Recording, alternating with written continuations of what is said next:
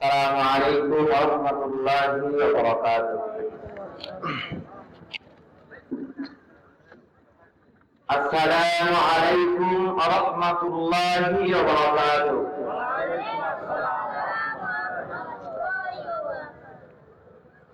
إن الحمد لله الأكرم الذي خلق الإنسان وكرمه وعلمه من البيان ما لم يعلم فسبحان الذي لا يحصى امتنانه باللسان ولا بالقلم. نشهد أن لا إله إلا الله وحده لا شريك له الذي أرسله بالحق بشيرا ونذيرا وداعيا إلى الله بإذنه وسراجا وقمرا منيرا. فقد قال الله تعالى في كلامه المجيد والفرقانه الحميد. সকলে জবান ছেড়ে দিয়ে জোরে সরে পড়ি আউযু বিল্লাহি মিনাশ শাইতানির রাজীম। বিসমিল্লাহির রাহমানির রাহিম।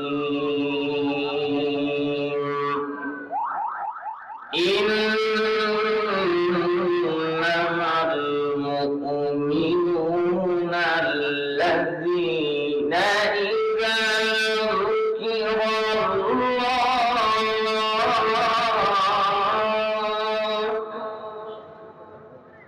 إذا ذكر الله وجلت قلوبهم وإذا تليت عليهم آيات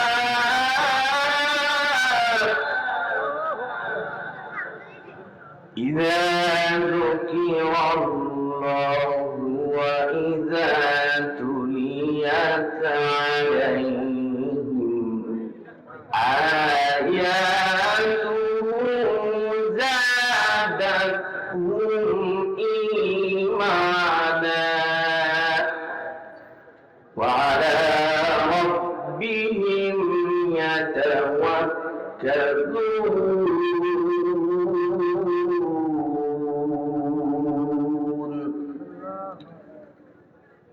إن الله وملائكته يصلون على النبي يا أيها الذين آمنوا صلوا عليه وسلموا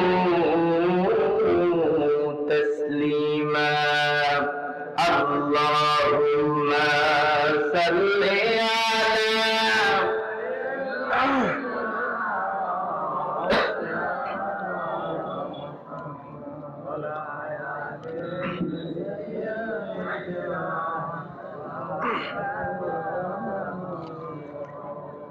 اللهم صل على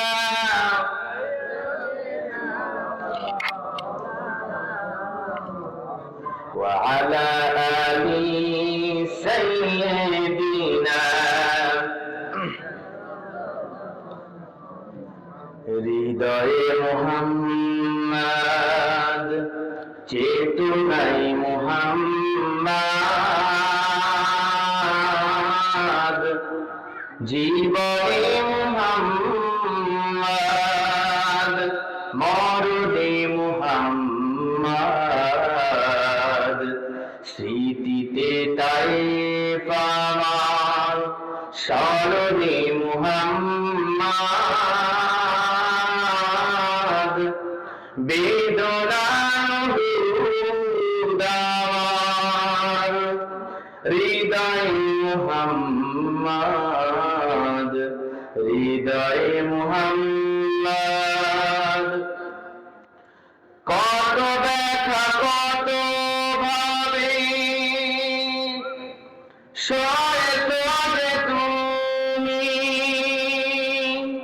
তোমারই খুলে লাল তায়েফের ভূমি, ফেরেশতা এসে চাই ধ্বংসের হুকুম, ফেরেশতা এসে চাই ধ্বংসের হুকুম, লোহ মাখা মুহাম্মদ প্রাণেতে হাজরাত, হে খোদা ক্ষমা করো এ তায়েফবাসী, এরা জীবিত আমি যে মুহাম্মদ, হৃদয়ে মুহাম্মদ, চেতনায় মুহাম্মদ, জীবনে মুহাম্মদ, মরণে মুহাম্মদ, স্মৃতিতে তায়েফ স্মরণে মুহাম্মদ, বেদনায় মুদামার, প্রেরণায় মুহাম্মদ, হৃদয়ে মুহাম্মদ, নিহিত জাহানে, নিহিত জাহানে মিসালে মুহাম্মদ, জামালে খোদানি কামালে মুহাম্মদ, হৃদয়ে মুহাম্মদ। পড়েন আমিন। সম্মানিত উপস্থিতি, আপনারা সবাই কেমন আছেন? আলহামদুলিল্লাহ, আমরা সকলে ভালোই থাকি, ঠিক কিনা বলেন? আমাদের ভালো রাখেন কে? আমরা মানি হলো কোরআন। আমাদের সংবিধানের নাম কি বলেন তো? আমাদের সংবিধানের নাম হলো কোরআন। এই কোরআন হলো আল্লাহ তাআলার অবতীর্ণ বাণী। এই বাণীকে মানার কারণে আমরা সব সময় ভালো থাকি, যার কারণে আমরা সুস্থতা অসুস্থতা সব সময় কি বলি ভাইয়েরা? আলহামদুলিল্লাহ বলি। কি বলি? তবে ভালো কিন্তু সবাই থাকে না। ভালো থাকে যারা কোরআন মানে, যারা ইসলাম মানে, যারা ইসলামপন্থী, তারাই শুধু ভালো থাকে। খারাপ থাকে যে তারা, যারা ইসলাম দেখলে তাদের গায়ে কুৎকুত করে, তারা সব সময় খারাপ থাকে, ঠিক কিনা? খারাপ থাকে তো যারা, খারাপ তো থাকে তারা, যারা আলেমদের কথা শুনলে যাদের গায়ে আগুন ধরে যায়, তারা খারাপ থাকে, ঠিক কিনা বলে? খারাপ তো থাকে যারা, যারা আমাদের বড় বড় আলেমদেরকে হত্যা করেছে, যারা আল্লামা দেলোয়ার হোসেন সাইদির মতন ভালো একজন মানুষকে ইঞ্জেকশন পুশ করে হত্যা করেছে, তারাই খারাপ থাকে, ঠিক কিনা বলেন? এজন্য তারা সব সময় খারাপ থাকে, কিন্তু আমরা কোনো সময় খারাপ থাকি না, আমরা সব সময় ভালো থাকি। আর আমাদের ভালো রাখেন কে বলেন? আল্লাহ তাআলা আমাদের ভালো রাখেন। যে আল্লাহ আমাদেরকে ভালো রাখেন সব সময়, সে মালিকের দরবারে শুকরিয়া আদায় করছি, সকলেই নমস্কার করছি আলহামদুলিল্লাহ। আর জুড়ে দিচ্ছি আলহামদুলিল্লাহ। লাখ কোটি দরুদ সালাম বর্ষিত মানবতা মুক্তির দূত জনাবে মুহাম্মদ রাসূলুল্লাহ সাল্লাল্লাহু আলাইহি ওয়াসাল্লামের প্রতি প্রিয় হাজির, একটু খেয়াল করুন, যারা এখনো বাহিরে ঘোরাফেরা করছেন আর বেশিদিন বাহিরে থাকবেন না, কোরআনের মাহফিল শুরু হয়ে গেছে। যখন কোরআনের মাহফিল শুরু হয়ে যায় সময় বাহিরে ঘোরাফেরা করা বেয়াদবি। কারণ যখন কোরআন থেকে আলোচনা করা হয়, আল্লাহ রাসূল সাল্লাল্লাহু আলাইহি ওয়াসাল্লাম বলেন, যারা কোরআনের মাহফিলে কোরআনের মজমায় বসে, যতক্ষণ পর্যন্ত কোরআনের মাহফিলে তারা বসে থাকে, কোরআন হাদিসের আলোচনা করে, ততক্ষণ পর্যন্ত তাদের আল্লাহর ফেরেশতারা ভিডিও করে। কারা ভিডিও করে ভাইরা? আল্লাহর ফেরেশতা সারা মাহফিলের মাঝকে স্ট্রং করে তারা ক্যামেরার মাধ্যমে ভিডিও করে সেটা আল্লাহর কাছে দেখায় যে হে আল্লাহ, তোমার বান্দাগুলো তোমার কোরআনের আলোচনা শুনছে, তুমি তাদের মাফ করে দাও। সুবহানাল্লাহ।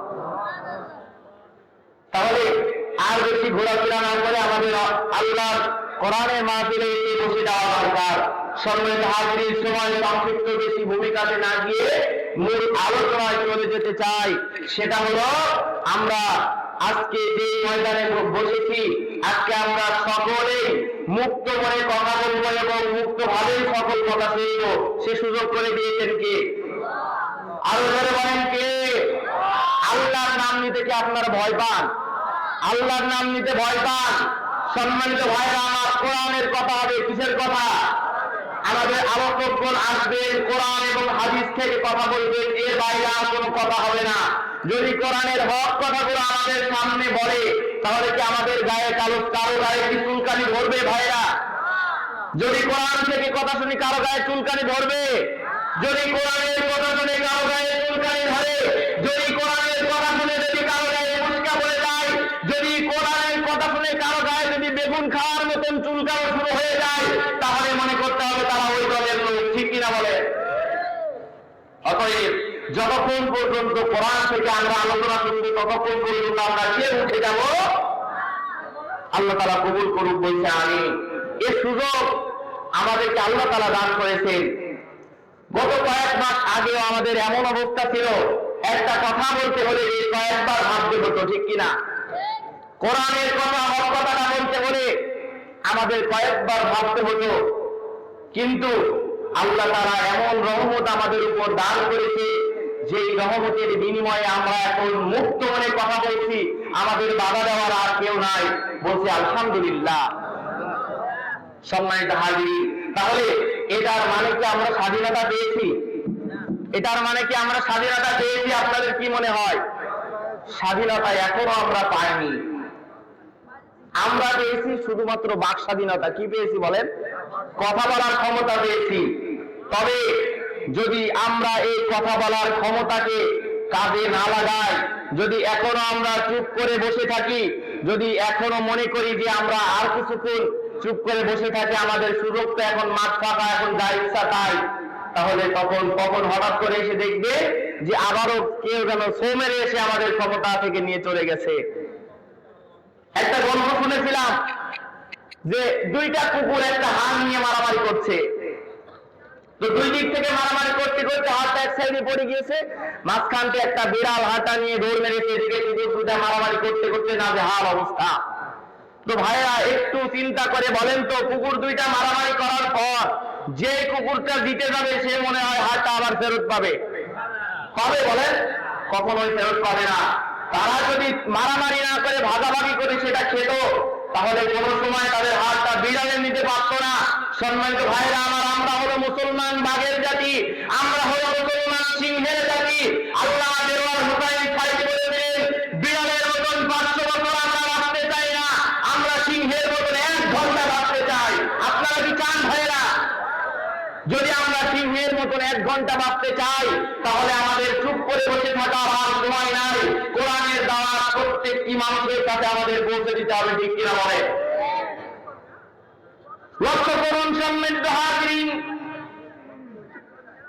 আল্লাহ রাসূল সাল্লাল্লাহু আলাইহি ওয়াসাল্লাম এমন একটা সময় পৃথিবীর বুকে আল্লাহ তাআলা তাকে প্রেরণ করলেন, যে সময় মানুষগুলো অন্যায় অপকর্মের ভিতরে সব সময় লিপ্ত থাকত। অন্যায় অপকর্ম করা, মানুষকে হত্যা করা, খুন হত্যা, রাহাজানি করা, লুটপাট করা, তাদের আর কোনো কাজ ছিল না। যে যুগকে বলা হয় আয়ামে জাহিলিয়াতের যুগ। কিসের যুগ বলেন? অন্ধকার বর্বরতা এই যুগে আল্লাহর রাসূল সাল্লাল্লাহু আলাইহি ওয়াসাল্লাম পৃথিবীর বুকে আগমন করলেন। আগমন করার পর তিনি মানুষের সামনে এত সুন্দর ব্যবহার তিনি মানুষকে উপহার দিলেন। সে সময়ের খারাপ মানুষগুলো আপনার নবী হাবিবে কিবরিয়া জনাবে মুহাম্মদুর রাসূলুল্লাহ সাল্লাল্লাহু আলাইহি ওয়াসাল্লামকে আল আমিন নামে উপাধি দিয়েছিল, সত্যবাদী নামে। এই আল আমিন নামে উপাধি দেওয়ার পরে আল্লাহ রাসূল সাল্লাল্লাহু আলাইহি ওয়াসাল্লাম এত ভালো মানুষ হওয়ার পরেও, প্রত্যেকটি মানুষের কাছে গ্রহণযোগ্যতা পাওয়ার পরেও, প্রত্যেকটি মানুষের ভালোবাসা অর্জন করার পরেও, হাদিসের ভিতরে আমরা ইতিহাসের ভিতরে দেখেছি মানুষ যখন কেউ কাউকে বিশ্বাস করতে পারত না, মানুষ যখন নিজের আপন ভাইকে বিশ্বাস করতে পারত না, মানুষ যখন তার নিজের আপন আত্মীয় স্বজনকে বিশ্বাস করত না, তখন সে সময় কাফের মুশরিক বেঈমানরা তাদের সম্পদগুলো, তাদের টাকা পয়সাগুলো নিয়ে পুটলায় করে বেঁধে মুহাম্মদের কাছে রেখে আসতো। কারণ মুহাম্মদ মানুষের সামনে বেঈমানি করে। মুহাম্মদ কি মানুষের সাথে বেঈমানি করেছে বলেন? বেঈমানি করে বলে মুহাম্মদের কাছে তাদের সম্পদগুলো রেখে এসেছে। কত বড় সম্মান, কতখানি বিশ্বাস একটা মানুষের উপর রাখতে পারলে তার কাছে সবাই, গোটা জাতির মানুষ তার কাছে সম্পদ রাখতে পারে। আর এই সম্পদ রাখার পরে আল্লাহর হাবিব সাল্লাল্লাহু আলাইহি ওয়াসাল্লাম তাদের বিশ্বাসও রেখেছেন। যারা যেভাবে তার কাছে আমানত রেখেছে প্রত্যেকটা আমানত ঠিকভাবে তাদের কাছে ফেরত দিয়েছে। খেয়াল করুন ভাইরা আমার, নবী আমার 40 বছর এভাবে জিন্দেগি পার করলেন। কত বছর বলেন? 40 বছরের ভিতরে নবী আমার নবুয়তি লাভ করেন নাই। মানুষের ভিতরে তিনি জীবন যাপন করেছেন সুন্দর সুন্দর আচরণ ব্যবহার দিয়ে। কিন্তু এই 40 বছরের ভিতরে নবী আমার সমাজকে পরিবর্তন করতে পারে নাই মাত্র একটা কারণ। সেই কারণটা হলো নবীর কাছে তখন কোরআন ছিল না। বলেন ঠিক কিনা? তাহলে শুধুমাত্র আদর্শ দিয়ে, শুধুমাত্র ব্যবহার দিয়ে, আর শুধুমাত্র কথা দিয়ে, মিষ্টি কথা জানাতে কোন সময় শান্তির আশা করা যায় না, সমাজকে পরিবর্তন করার আশা করা যায় না। যদি সমাজকে পরিবর্তন করতে চাও, যদি সমাজকে আরো সমাজে রূপান্তরিত করতে চাও, যদি সমাজকে সোনার সমাজে রূপান্তরিত করতে চাও, তাহলে সমাজে কোরআনের আইন বাস্তবায়িত করতে হবে। বলেন ঠিক কিনা? কোন জাতি কখনো সম্মান পেতে পারে না এই কোরআনের বিধান ছাড়া। কখনো কোন জাতি শান্তি পেতে পারে না। যত পন্থা অবলম্বন করুক না কেন, যত মত অবলম্বন করুক না কেন, যত পথ অবলম্বন করুক না কেন, হাজার হাজার পথ, হাজার মত, হাজার নিয়ম কানুন দিয়ে, র্যাব দিয়ে, বিডিআর দিয়ে, পুলিশ দিয়ে, আর্মি দিয়ে কখনো সমাজে শান্তি প্রতিষ্ঠা করা যায় না। শান্তি প্রতিষ্ঠার একমাত্র পথ হলো পবিত্র কালামুল্লাহ আল কোরআনুল কারীম। বলেন সুবহানাল্লাহ। তাহলে সবাই ভাবি একটু গভীর ভাবে লক্ষ্য করেন, এই কোরআনের ভিতরে এমন কি আল্লাহ পাক রব্বুল আলামিন দিলেন যার কারণে গোটা জাতি কোরআন থেকে, যদি কোরআনকে মেনে নেয় তাহলে তার জীবনটা সুন্দর হয়ে যাবে। তাহলে আসলে আমরা কোরআনের কাছে যাই, কোরআন তোমার ভিতরে এমন কি আছে? আমরা তো অনেক বই পড়েছি, আমি তো বই পড়তে পড়তে লাইব্রেরি শেষ করেছি, কিন্তু এখনো কোরআন পড়া হয় নাই। ও কোরআন তোমার ভিতরে কি আছে বলো বলো। বইয়ের ভিতরে তো অনেক ভুল ভ্রান্তি থাকে, তোমার ভিতরে কি কোনো ভুল আছে? কোরআন কি কয়? যালিকাল কিতাবুলা রাইবা ফি, আমার ভিতরে কোনো ভুল নাই। আজীব কথা, তোমার ভিতরে কোনো ভুল নাই। তাহলে তোমার ভিতরে কি আছে বলো? কোরআন বলে হুদাল লিল মুত্তাকিন, আমি তোমাদের হিদায়াতের জন্য পৃথিবীতে এসেছি। বলেন সুবহানাল্লাহ। কথা কে বলছে বলেন? কোরআন বলছে আমি তোমাদের হিদায়াতের জন্য পৃথিবীতে এসেছি। তখন আমরা কোরআনকে বললাম, ও কোরআন, মানুষ তো অন্ধকার বর্বরতার ভিতরে পড়ে গেছে, তুমি কিভাবে তাদের হিদায়াত করবে? আল্লাহ রাসূল সাল্লাল্লাহু আলাইহি ওয়াসাল্লাম, আল্লাহ রাসূল সাল্লাল্লাহু আলাইহি ওয়াসাল্লাম হাবিবে কিবরিয়া নবী আলাইহিস সালামকে আল্লাহ তাআলা জানিয়ে দিলেন, তাহা মা আনজালনা আলাইকাল কুরআনা লিতাশকা। আল্লাহ তাআলা বলেন, নবী আমার, আপনাকে আমি কোরআন কোরআন দিয়েছি, যেই কোরআনের মাধ্যমে আপনি মানুষকে আলোর পথে ধরে ধরে আলোর পথে নিয়ে আসবেন, মানুষকে সুন্দর পথের সন্ধান দিবেন। এই জন্য আমি আপনাকে কোরআনুল কারীম নাযিল করেছি। সম্মানিত হাজিরিন, তাহলে আমার সময় খুবই সংক্ষিপ্ত, অল্প কথার ভিতরে আমি আলোচনা শেষ করব। তাহলে সমাজে কোরআনের আইন দরকার আছে না নাই? সমাজে কোরআন আসলে শান্তি আসবে, বিশ্বাস কি আমাদের আছে? আছে, বলে আছে। কোরআনের আইন সমাজে আসলে আমাদের বিশ্বাস হবে, আমাদের আমরা শান্তি আবার ফিরে পাবো, আবার সেই সোনালী যুগের শান্তি আমাদের সমাজে ফিরে আসবে, বিশ্বাস আমাদের আছে। যদি সমাজে শান্তি আবার ফিরে পেতে চাই, কোরআনের সাথে সাথে আমাদের একটা মানুষ দরকার, সেটা হলো ওমরের মতন একজন শাসক দরকার। করে বলেন ঠিক কিনা? ওগো তুমি বলেছো রাসূল দেবে না, পারেন আপনারা আমার সাথে সবাই বলেন, ওগো তুমি বলেছো রাসূল দেবে না, বলনি দেবে না, বলনি দেবে না হামজা তারি, খালিদ বিজয় সমর। প্রভু তুমি বলেছো রাসূল দেবে না। আমার ভাইরা, এই ওমর ব্যক্তিটাকে, ওমর হলো সে যুগের এমন একজন সাহাবী, এমন একজন সেনা। ওমর এমন একজন ব্যক্তি, ওমর যখন মুশরিক ছিল, আবু জেহেল ডাকতে বলল, মুহাম্মদের দ্বীনের দাওয়াত বন্ধ করে দিতে হবে। কি বন্ধ করে দিতে হবে? জোরে বলেন, কি বন্ধ করতে হবে? দ্বীনের দাওয়াত বন্ধ করতে হবে। তাহলে মুহাম্মদকে বলে বলে কাজ হয় না। এখন বড় মুহাম্মদকে হত্যা করার মতো আর কি আছে? মুহাম্মদের কল্যাণটা কেটে ফেলে দিতে হবে, এমন কেউ আসো নাকি?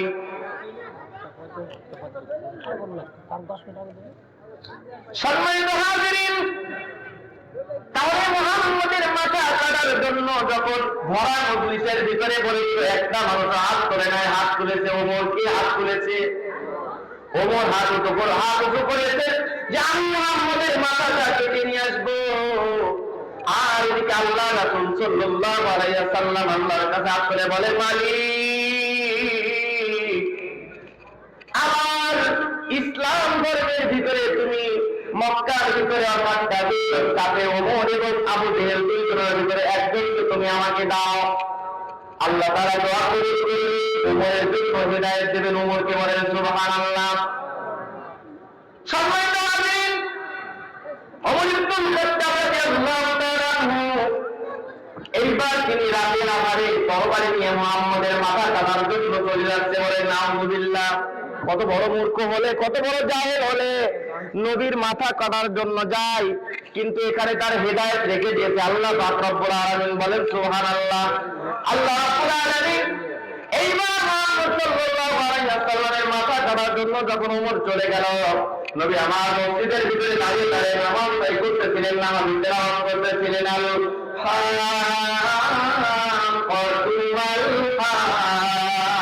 বলেন আল্লাহু আকবার। নবী আমার কোরআনের তেলাওয়াত করছেন আমাদের ভিতরে।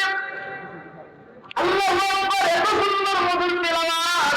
এই তেলাওয়াত শুনে ওমরের কোমর যেন চমকে দাঁড়িয়ে গেছে মসজিদের পিছনে। আর মানে না, ওমর বলে, এত সুন্দর তেলাওয়াত, এত সুন্দর কথা, মুহাম্মদের কণ্ঠ এত সুন্দর, আমি একটু দাঁড়িয়ে যাই, মুহাম্মদের তেলাওয়াত শেষ হোক, তারপরে তার মাথা কেটে নিয়ে যাবো। বলেন সুবহানাল্লাহ। মুহাম্মদের তেলাওয়াত শেষ হোক, তারপরে তার মাথা কেটে নিয়ে যাবো। আমাদের হিদায়াত দেবেন কে? হিদায়াত দেবেন বলে আল্লাহ তাআলা তার কানের ভিতরে তেলাওয়াতের মধু ঢুকিয়ে দিয়েছে। এজন্য ওমর দাঁড়িয়ে পড়েছে। ইন্নামাল মুমিনুনা আল্লাযীনা ইযা যুকিরাল্লাহু ওয়াজিলাত কুলুবুহুম ওয়া ইযা তুলিয়াত আলাইহিম আয়াতুহু যাদাতুহুম ঈমানা। আল্লাহ বলেন, ইন্নামাল মুমিনুনা, তারা মুমিন হয়, আল্লাযীনা ইযা যুকিরাল্লাহু ওয়াজিলাত কুলুবুহুম, যখন আল্লাহর আয়াত তেলাওয়াত করা হয়, মুমিনের সামনে যখন আল্লাহর কথা বলা হয়, তখন মুমিনের অন্তরটা প্রকম্পিত হয়, অন্তরটা কেঁপে ওঠে, অন্তরটা ভয়ে ভীত হয়ে যায়। আয়াতুহু যাদাতুহুম ঈমানা, তখন আল্লাহ তাআলা তার ঈমান বাড়িয়ে দেয়। বলেন সুবহানাল্লাহ। আল্লাহ তাআলা তখন মুমিনের ঈমান বাড়িয়ে দেয়। ওয়া আলা রাব্বিহিম ইয়াতাওয়াক্কালুন, আর ঈমান বাড়ার সাথে সাথে তখন মুমিন পৃথিবী আর কারোর উপরে ভরসা করে না, ভরসা করে একমাত্র কার উপরে? বলে আমরা ভরসা করবো কার উপরে? বিশ্বাস রাখবো কার উপরে? জোরে বলেন কার উপরে? চাইবো কার কাছে? বিপদে আপদে বালা মুসিবতের কথা বলবো কার কাছে? বলে এইবার ওমর যখন দাঁড়িয়ে গেছে, মুহাম্মদের তেলাওয়াত শুনতে শুনতে ওমর নিজের অজান্তেই গড়গড় করে চোখের পানি ছেড়ে তাই যে ওমরে কান্না শুরু করেছে। তেলাওয়াত শেষ হওয়া মাত্রই নবীর কাছে গিয়ে বলে, হাবিব আমি তো ভুল করেছি, আমি আপনার কল্লা কাটার জন্য এসেছিলাম, কিন্তু নবী আমি আপনার কল্লা কাটতে চাই না, আমি ওমরের কল্লা এখন থেকে ইসলামে দিতে চাই। বলেন সুবহানাল্লাহ। নবী আপনি আমাকে এখনই পড়ায় দেন লা ইলাহা ইল্লাল্লাহু মুহাম্মাদুর রাসূলুল্লাহ সাল্লাল্লাহু আলাইহি ওয়াসাল্লাম। সম্মানিত হাজিরিন, তাহলে ওমর ইসলাম গ্রহণ করে ফেললো। আমার সময় সংক্ষিপ্ত হওয়ার কারণে আর সামনের দিকে এগোতে পারছি না। ক্ষমার সুন্দর দৃষ্টিতে দেখবে। আর আল্লাহ পাক রব্বুল আলামিন যদি আবারও আপনাদের সামনে আমি গুনাহগারকে কথা বলার সুযোগ দেয়, তাহলে অবশ্যই একদিন কথা হবে, দেখা হবে ইনশাআল্লাহ। আল্লাহ পাক রব্বুল আলামিন কবুল করুন, বলছে আমিন। সম্মানিত ভাইরা, আমরা কি কোরআন চাই? বলেন কোরআন চাই। কোরআন চাই। কারা কারা কোরআন চাই? দুহাত আল্লাহকে তুলে দেখিয়ে দিই। নারে তাকবীর, নারে তাকবীর। যতদিন পর্যন্ত বেঁচে থাকবো, যতদিন পর্যন্ত এই ভবনটা অন্ত থাকবে, এই জীবনে যতদিন পর্যন্ত মুখে রক্ত থাকবে, জীবনের রক্ত থাকা পর্যন্ত কোরআনকে কোনোদিন অপমান অবমাননা হতে দেব না। কারা কারা ভাইয়াকে দুহাত তুলে আল্লাহকে দেখায় দেয়। আল্লাহ পাক রব্বুল আলামিন কবুল করুন, বলছে আমিন। ওয়া আখিরি দাওয়ানা আলহামদুলিল্লাহি রাব্বিল আলামিন। আসসালামু আলাইকুম ওয়া রাহমাতুল্লাহি ওয়া বারাকাতুহু।